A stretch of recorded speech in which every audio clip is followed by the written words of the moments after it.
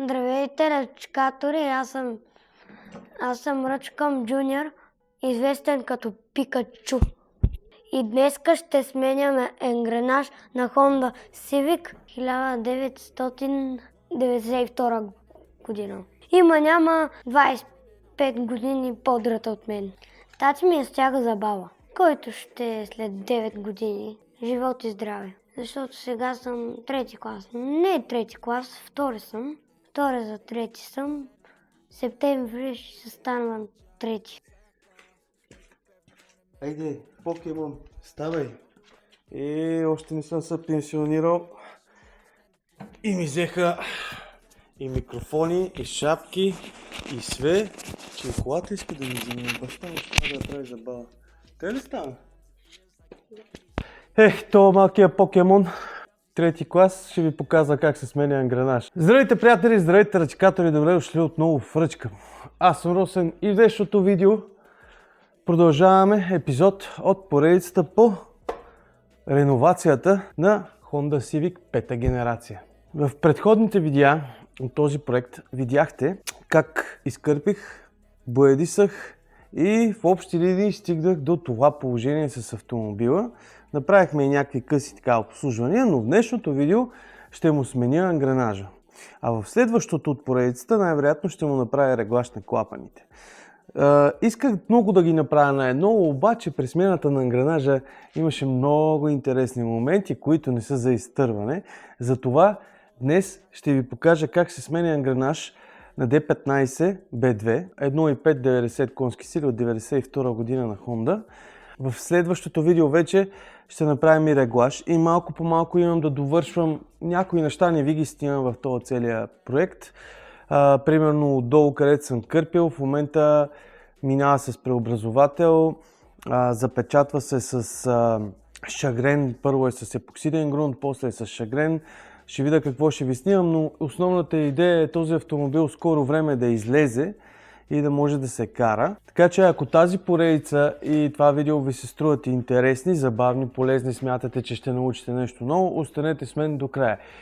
И ако искате да ме подкрепите мен и развитието на канала, тичайте на Best Auto и ползвайте промокода RъчкамBest за 6+% отстъпка. Същият промокод може да използвате и на rъчкам.bg, сайта на Бате Ръчи, откъдето може да си закупите автотехническа химия, инструменти на Total, автоаксесуари и общо взето доста неща. Фърлете му един поглед.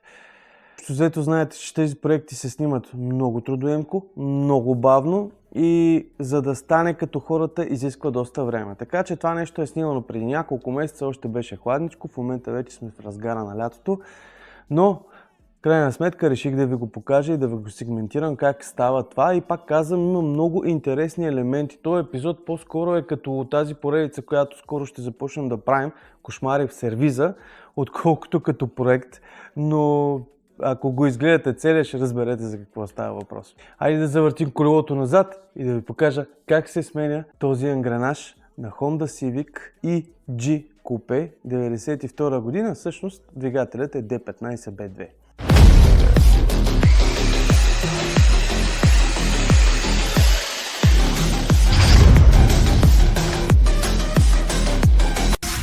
Това видео достига до вас с подкрепата на Best Auto. Твоят улик свят. Започвам с подмяната на енгренажа и след малко реглажа на клапаните, но първо трябва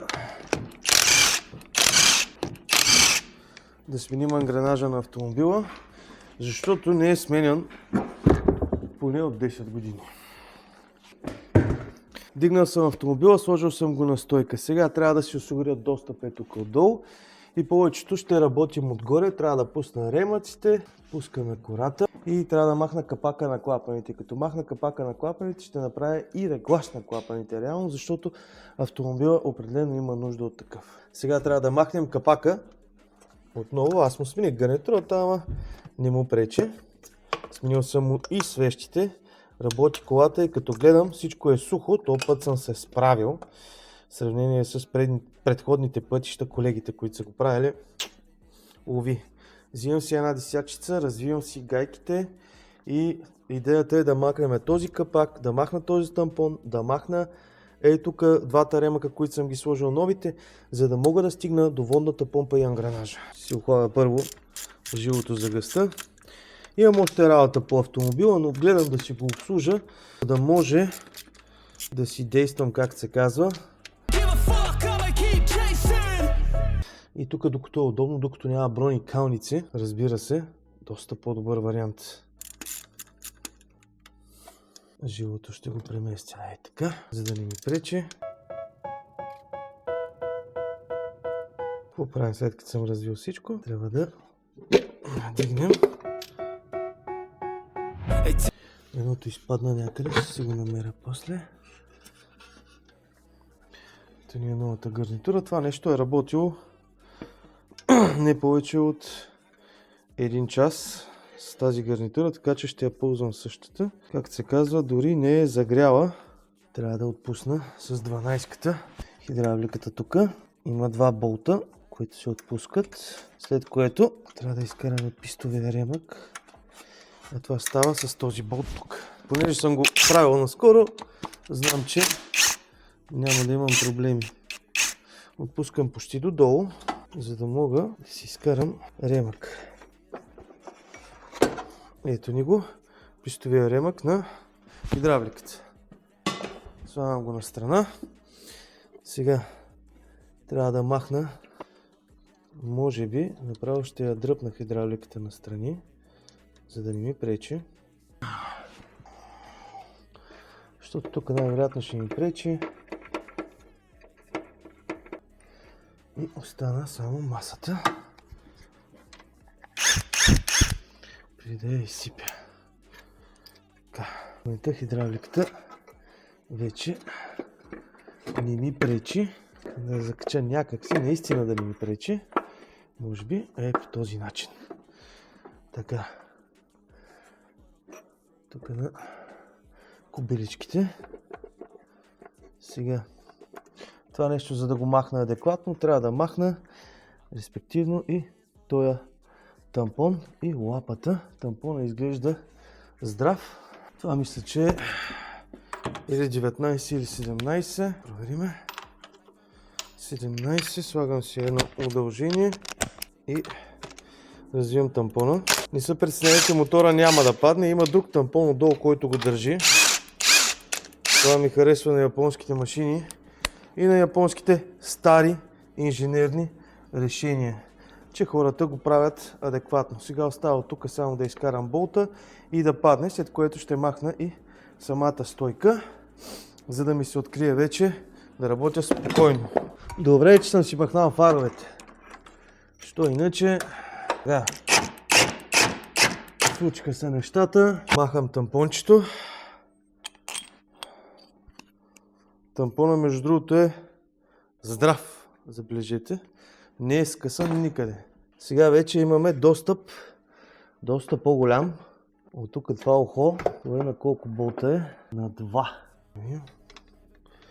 Да, 14. Тук са 2 болта. Отдолу на лапата, един отгоре и единият, който е тук е така. Фактически вече може би ще има още един. Стана почти свободна тази лапа. Те малко ми оставя. Само искам да видя дължината на болтовете, защото тук важното е да не ги объркаме. Долните два са еднакви, което е супер. Горният обаче е по-дълъг. Този би следвало да е на дължината на другия горен болт. Да, 2 по 2 са, 2 къси, 2 дълги. Сега да пробвам да махна лапата. Ето е и нея. Това е лапичката, която трябва да отстраня. Сега имам да си махна този капак, обаче трябва да освободя тук един болт. Преди това, първо, една планка. После трябва да отпусна алтернатора, да го разхлабя отдолу, да бръкна, да го разхлабя, за да мога и да освободя и другия ремък и да махна капак. И единия, и другия капак, И демпферната шайба ще видим дали ще се развие. Но ако искате, като стигнем до самия ангренаж, до същината, ще се включа при вас, защото да не става видеото прекалено голямо. Не виждам никакъв смисъл. Идеята е, че си правя ребилът с обслужване на тази кола, да мога да си я карам и да й се радвам. Така. Айде ще се видим след мъничко, като стигна до разковничето. Сега ще пробваме да удариме демпферната шайба. Да я развием. Никакъв проблем в общи линии. Сваляме. Тя си има шпонка. Не можем да объркаме като позиция. Така че следващата стъпка е да си сваля ето капак. Тук има няколко десятки болчета. И горе има малко. И се стигнем до ангренажа. Речкатори. Стигнах до ангренажа и се опитах да го сложа на горна мъртва точка. Обаче, няколко малки проблемчета. Тук виждам аз. Сега чакам в момента до един експерт по хондите. Тошимото-сан. Да каже и неговото експертно мнение. Но на първо четене, вижте, сега първо да видите отдолу. Отдолу съм го сложил на белязката, която има една чертичка. Аз сега не знам какво виждате. То и аз не виждам много, но...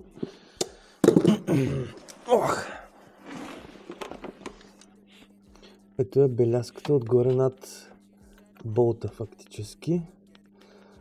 Там това мъгляво на зеленото. Има една беляшчица. Тази беляшчица не знам как да ви я снимам. С един маркер, една стрелка. Тъй маркера не се вижда. Тук трябва да са. Така ли? Не мога да ви го снимам. Ето, вижда се белязката, вижда се и стрелката отзаде. Замазано, но тук са си оцелени. Отгоре, обаче, нещо интересно. Всъщност няколко интересни неща. Този маркер, тук, къде пише Up, трябва да е малко по-насам. Респективно тази стрелка и тази стрелка трябва да са наравно с блока, а пък то... Сега не знам ако се вижда, ама се вижда, че не са. Така ще са видели нещо. Тук дига малко нагоре, а от другия край се за малко надолу, горе-долу с около зъб 2. И тази тук беляшчица също трябва да е малко преди тази долу. Другото интересно, което е като факт, така като гледам, ремъка е Дайко, само че е сложен наобратно. И още по-интересният факт, един от течовете на масло се вижда очеизвадно тук. Това семеринг е тръгнал да си ходи. Аз съм си поръчал семеринги, но сега като дойде експерта да го разгледа, ще потвърдиме или ще отречем. Сега, нещо, което си мисля, че е станало, когато са го зацепвали първия път, или последния път по-скоро, се прави сменяне ангренажа. Сега, забележете, тук съм си изкарал техническата литература, като моят вариант на зацепване е този тук. Това е D12, D13 и D15B.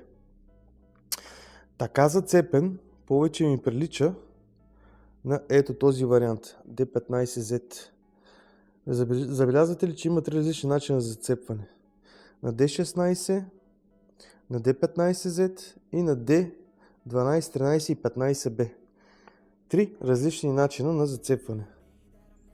Спрямо това дали отзаде капака има маркери. Първо, при D15Z се зацепва по маркери на капака. При D12, D13 и D15B, какъвто е този агрегат, се зацепва по горната мъртва точка спрямо повърхността на главата, там където ляга капак.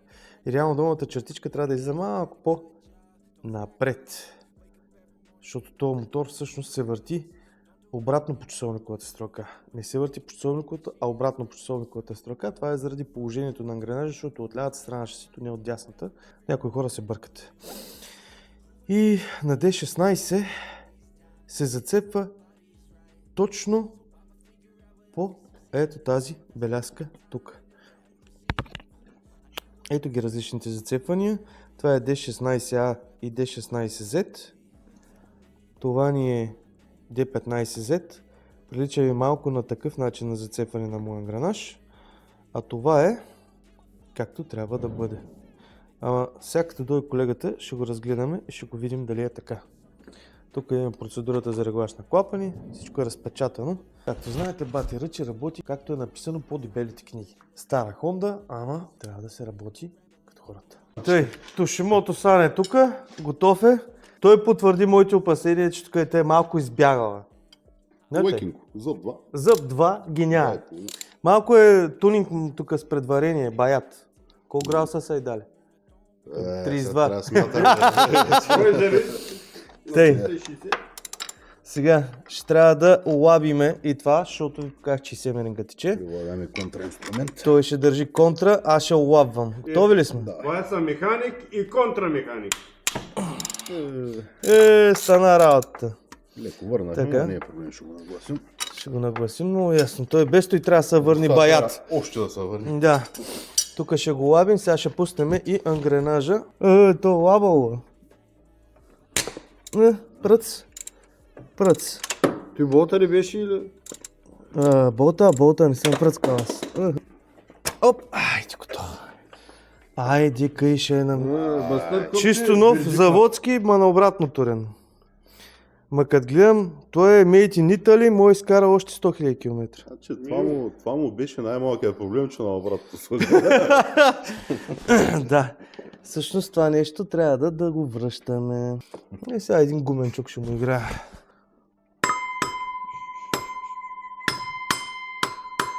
Виж как дрънка, като японско. Тъм. Трънка като камбаната на будистки храни. Лошо, че не ще я излай. Тръгна, Заигра се. почна да игра. То столчук и мен да ме лепаш и аз ще заиграя. Той е гумен, бе. Спокойно, ножа е гумен. Бе, гумен, нищо не ми вяза на гумена, бе. То семеринг, виж, той не е текал. Да го бутна само ете един. Оп, готово. Чудващото, че не е текал. Дай да не се усложня. Да, що го бутна, нали? Беше вънка. Що го бутна? вънка, де кой да Сега ще го изкарам, имам такова едно приспособление, дето от вас съм го гледал. Ко стана? Кой искаш? Здрави ногти? С такива хора инструменти не ви трябват. Нали? Здрави ногти? Здрави Мъж на ногти. жена маникюристка. Това е жена ти да прави маникюр педикюр. Ног, оригинал. Оригинал. Виж, той не е текал, защото виж, тук има ваничка и го връща обратно. Интелигентна работа. Измислено е, японец съм мислил. Ама, директ гледай сега, верно. Его, тук има вана и ваната вътре. А не, вътре е под капака отзад. Минава отзаде зад ангренажа, да не ти го прави дармадан. Да не ти го прави леща. Да не ти го прави дроп. Така. Тук 100% са слагали лепило. Няма друга логика. Японска резба, да я лащиш и да не върви на ръка. Каза да махна пружинката, ама аз съм трябва интересен. 100% е лепил. Оп, махнах пружинката.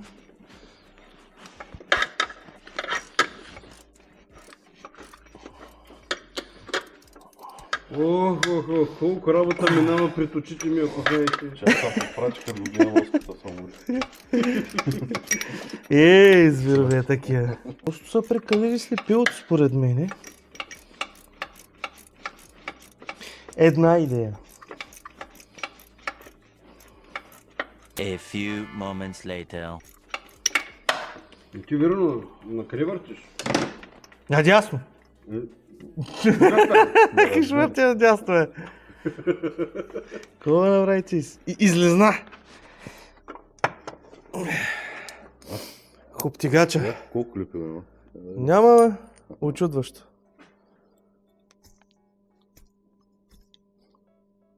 Има лековто. Отдолу трябва да развия, да го ударя. Сега видим, ще имаш късмет с ролката на коляна ебал.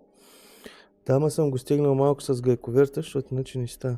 Сега въпросът е да ни мръдне. Въпросът е дали ще ма ръжиш до ролката и коляна ебал. Чай, сега да не срещнем някой друг клапан. Какво ще гледа го да не удари клапанче? Добре. Дай да светна вътре. Да ударя ли да спирачка Дай. на пета? Знаеш какво? Ако искаш да е по-сигурно, дай със стария ремък. Добре, Него е. на спирачки на пета. Или да. Аз се да уча. И ние сме реди. Двойна, тройна осигуровка. 1, 2, 3. Готов. Малко като че ли дръбна, ама. Много леко. Да. Готови сме. Сега ще видим какво ще стане. Сега като видим ти дали ще излезе. Да мърда, още ще излезе. Мърда. Имаш късмет. Имаш късмет. Ще излезе, ще го роди. Излиза. Голичката са подаде. Айде сега ще малко да го полегна. Да влизи. Тръгна, похвалихме го. Той да не е очукан разширен тук, Вал. Я да светне малко, че ми се вижда. Сега видя тук някакви работи. Страшно ми се вижда тук. Къде е очука разширен вал? Виж тук на шпонката как е бутана. Какво става? Абе, нищо му няма. Нищо, ма точно там опира. Ау. Точно там опира. И сега ни са и майката. Тук отиваме вече към другата рубрика. Кошмарите. Ай, писна ми вече. Кошмари се ръжа, баща ме раздут и опира. Не мога ли го пилна малко? Дай пилата. Знаеш как обича да се роби? Миниатюрен проблем. Значи ние като се съберем, тримата винаги става някакъв кошмар. Казвам. Страшно. Така, искам само да покажа какво прави колегата в момента долу. Чакай, аз му светя. Да. Да не си изпили ногтите, че много хубава работа. Е, тук и те, вижте какво става. Челно отгоре също, челно такова също. Да, малко Аз като някой... му давам тук, ще се види и релефа. Малко някой бал мамата тук на пейзажа. Така. Да, на вала. Антибул Морков е Да. малко положението. Сега се наложи леко търкание, за да няма вадение на мотора. Да видим какво ще стане. Мазно. Сега сплюнка 2-3 пъти напред, назад. Ох. Чакай да ма видя какво правите двамата. Взехте, ама притесняйте се, злюци. Аз затова съм ви обърнал Гръб. гръб на обратно. Лице. Лице съм Обърнал ви съм ви обърнал. лице. И до там. Пак е нещо. Пак отдолу.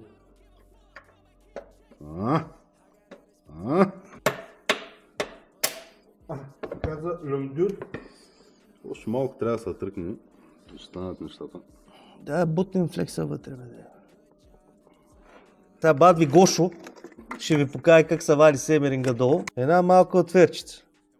Така, право. Внимателно да не надраска. На тотал задължително. Да не надраскати вала, хоп, кльоп и си зла като отех. Той никога не е текал, винаги е бил стегнат. Прелегнал. Работи. Браво, майстре, защото не си седнал, на? Сега, продължаваме с глупостите и простотиите. Водната помпа от 4 болта има само 3.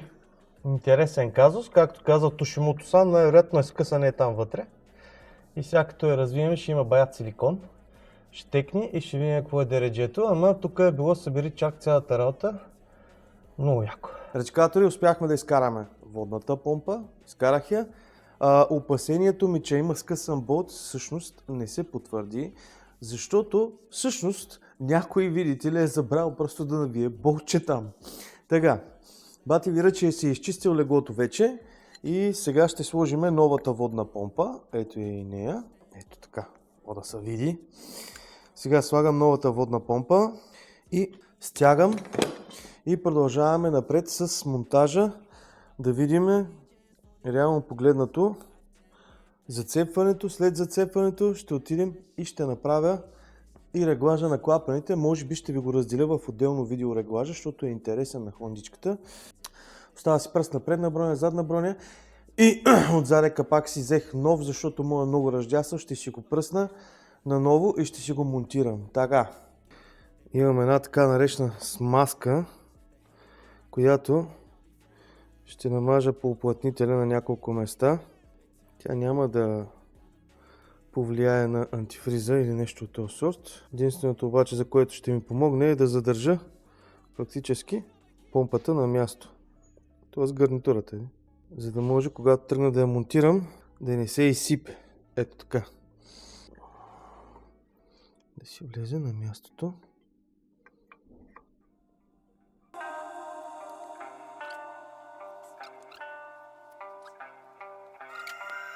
Две дълги отгоре всъщност и две къси отдолу. И едно, което липсваше.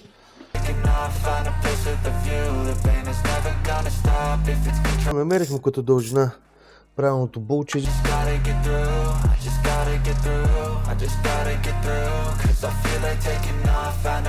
В момента на стягане е 12 ньютона. Стягат се на кръст, като започвам почти винаги от долните болтове.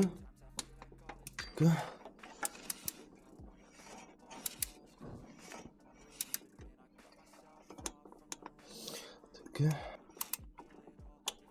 Така. И остана последния, липсващото звено, което беше.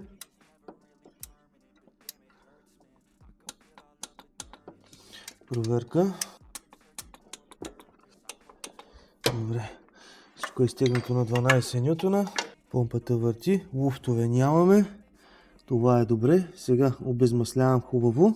Издухвам и продължавам напред. Така, какво следва да направя? Следва да си набия семерингите. Тук отгоре и отдолу. Семеринга на разпределителния вал и семеринга на маслената помпа. Двата семеринга старите, ето ги. Двата са оригинални на НОК и двата са станали на кокъл. Този е отдолу, този е отгоре. Най-добрият ви вариант е всъщност НОК, но НОК са в оригинал. И има една стрелкичка тук, която обозначава, че е обратен по посока на движение. Къде мога да намерим НОК? В Кортеко. Никога не купувайте на размер, защото стандартно валовете въртят надясно, а този, т.е. по посока на часовника, а този трябва да върти наляво. Т.е. при самият монтаж трябва да съобразим следното нещо, че той се върти, ето е така наляво. Когато го монтираме, трябва да внимаваме. Сега трябва да взема една малко по-голяма чашка, като дорник, и да го набия. Това е една 32-ка. Взимам си чукчето.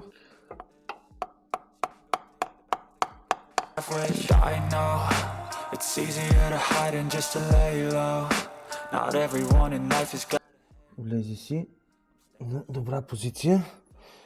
Даже подминахме малко там, където е въртяло предния път.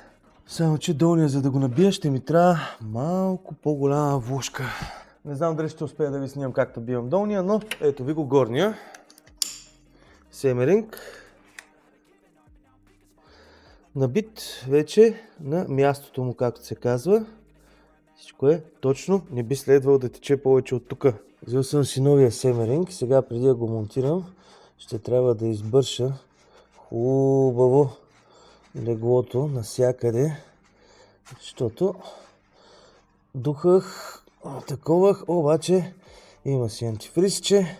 Обратно по посока на движение е този семеринг, така че при самият монтаж, като го подвеждаме, бутаме и лекичко, ако е необходимо, имам предвид, завъртаме с наляво. След което една 32-ка имаме така дълбока, която съм е заварял, но мисля, че ще ми свърши работа.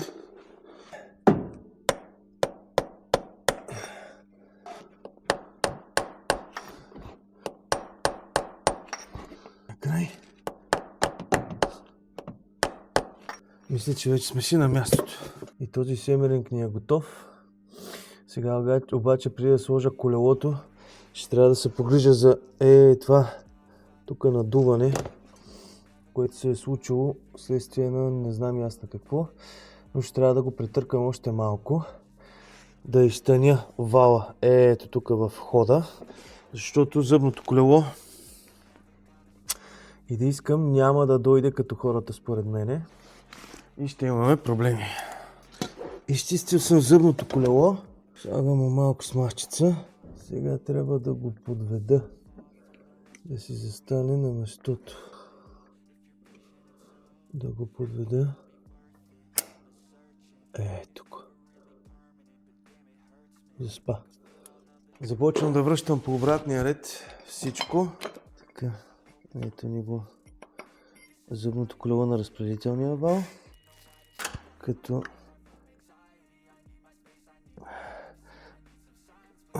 ще трябва да го мръдна малко.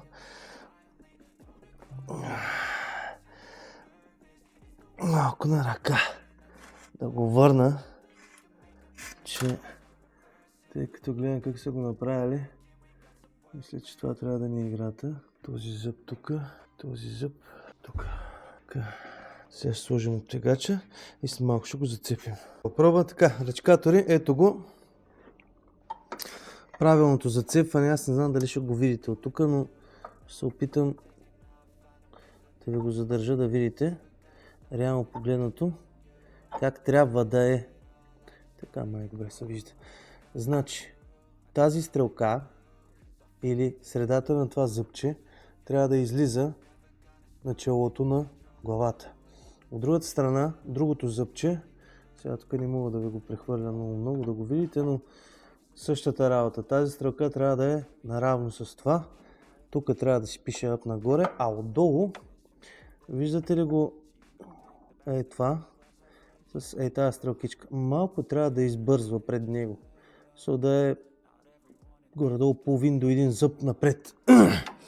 Така, това е адекватно. Сега ще се опитам да сложа, аз съм сложил вече, то няма как да ви го снимам. Ето е и новата обтяжна ролка. Там се вижда. Сега, тя е с една пружинка и се обтяга малко странно, затова ще ми трябва двама човека, но има си едно ушле, тук е така, трябва да влезе в него. В момента е паднал от него. Сега ще я наместя, не знам как ще ви го снимам, за да го виждате. Ще се надявам да може да се вижда. Така на двойно. Идеята е това нещо да влезе тук. Да го стегна на ръка. Той върви трудно, това болт на ръка, но и за да го хвана адекватно, това е пружинката, която трябва един край да е тук, а пък другия край се закачи. Хайде де. Да, откъде ще ми е по-удобно да стягам, може би отдолу е така.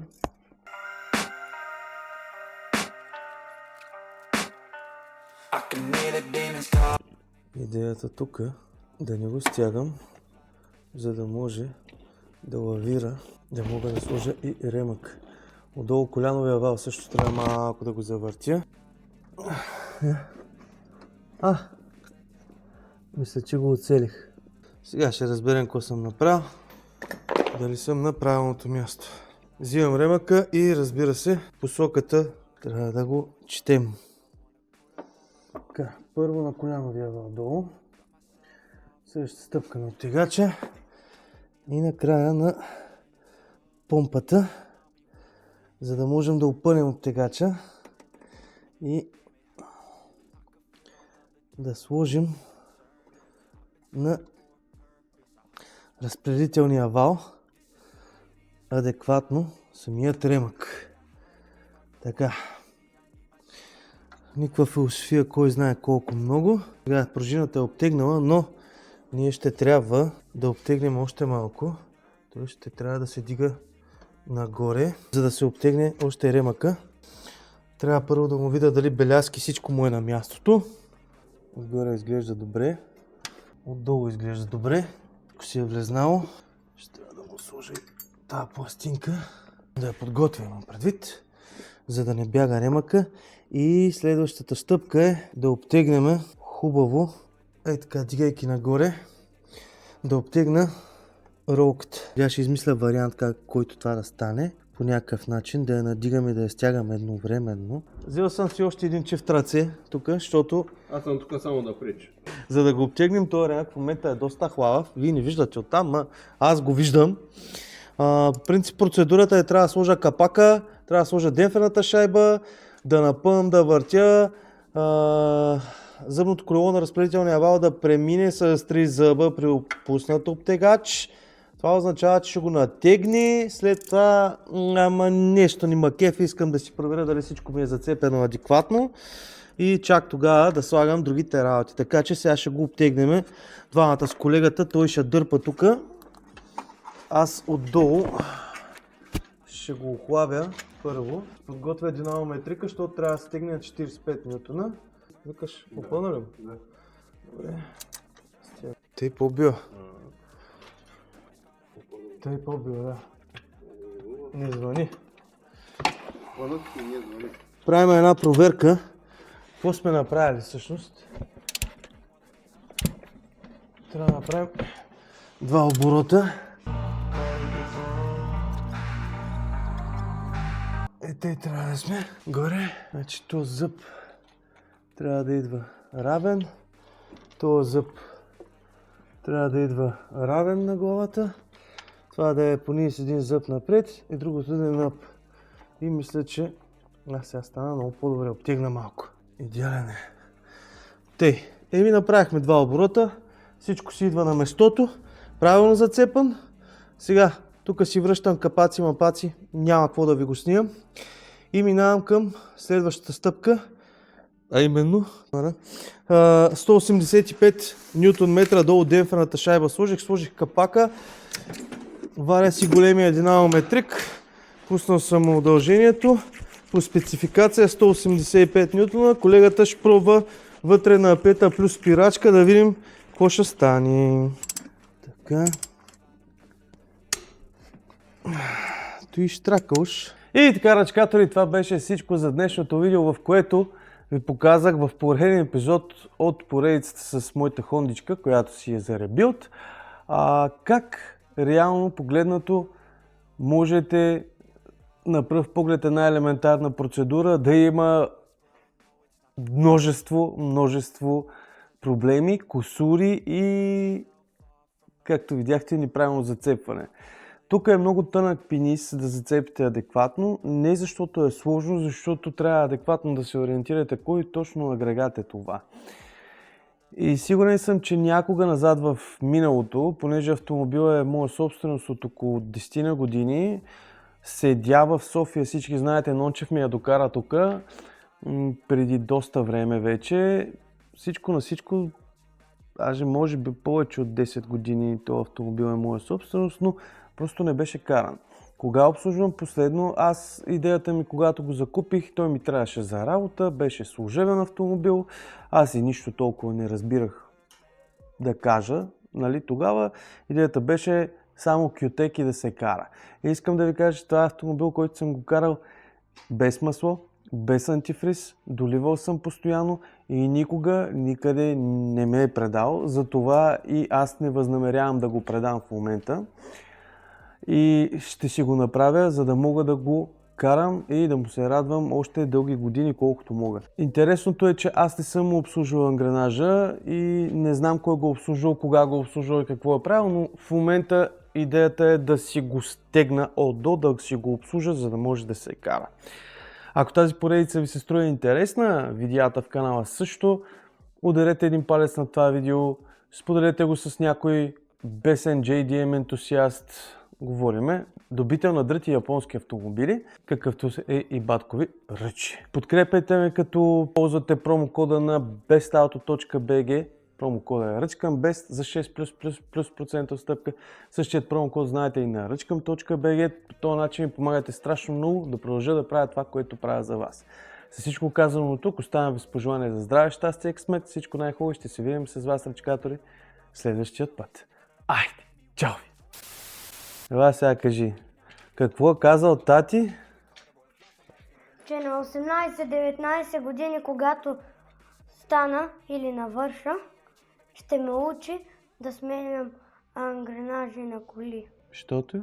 Какъв искаш да станеш? И защото искам да стана инженер. И като станеш инженер, какво ще проектираш? Коли? Коли... Кажи, какво искаш да проектираш, като станеш инженер? Сирени. Сирени за какво? За силни бури. Торнадота. Торнадите. Торнадита? Да. Торнадита. Торнадита. Торнадита. Урагани, тайфуни, силни светкавици, земетресения. Земетресения. Неводнения, цунами.